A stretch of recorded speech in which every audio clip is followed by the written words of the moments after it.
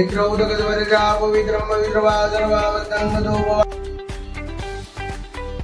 देवेभ्यो नमो सर्वेभ्यो ब्राह्मणेभ्यो नमो ये तत्कर्मण्य प्रदान निर्विघ्नतां सिद्ध्यस्तु पुण्यं पुण्याहं दीर्घ महा आयु अतावजे अच्युताये निर्विघ्नवदुरे नंदजं कविलोकलिका लंबोदर जुगुणादिवादुप्रतिजुगुणादक्षो द्वादशचन्द्रोगजाननाद्वादि वेदानि नामानि यत्पुरेणि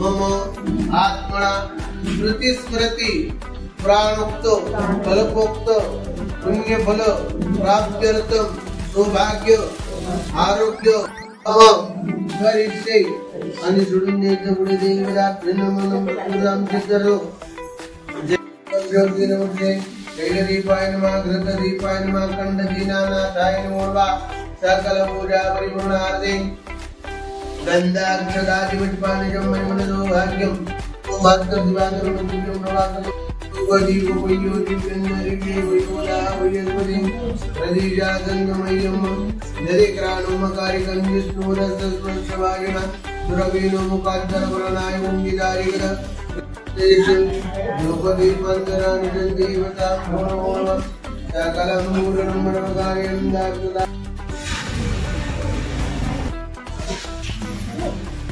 नमरप्रियामिं देवता भ्यूणो कुमरिमलसौभाग्यं सेवन्तिकाम्बकुलज लचालभुतपैः विलवप्रवालसुलभेदलमालिकाभे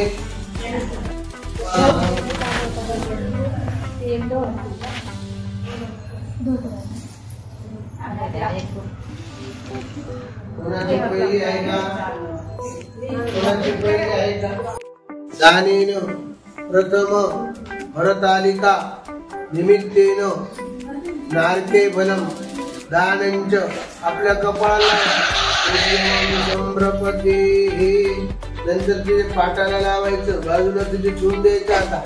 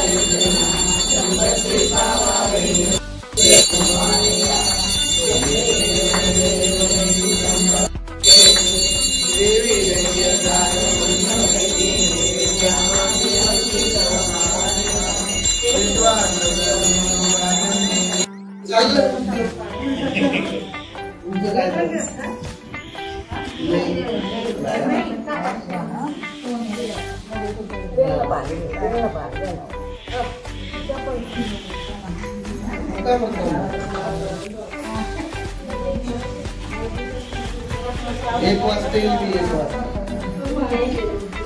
मी एक वाजता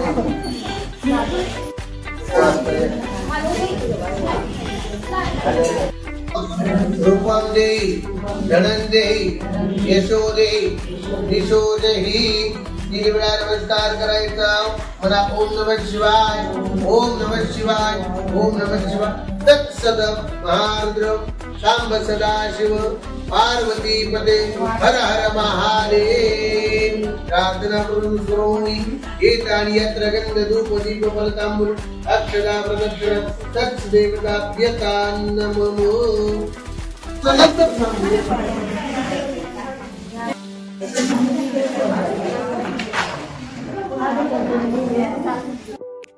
इथं आजीबाई आहेत.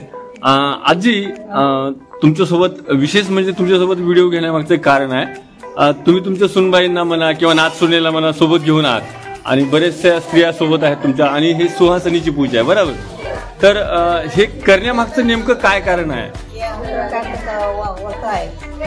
12 महिन्यात एकच आवडतात. हा त्याला दुसरं काही चालत नाही. कंदमुळी चालतात. कंदमुळी.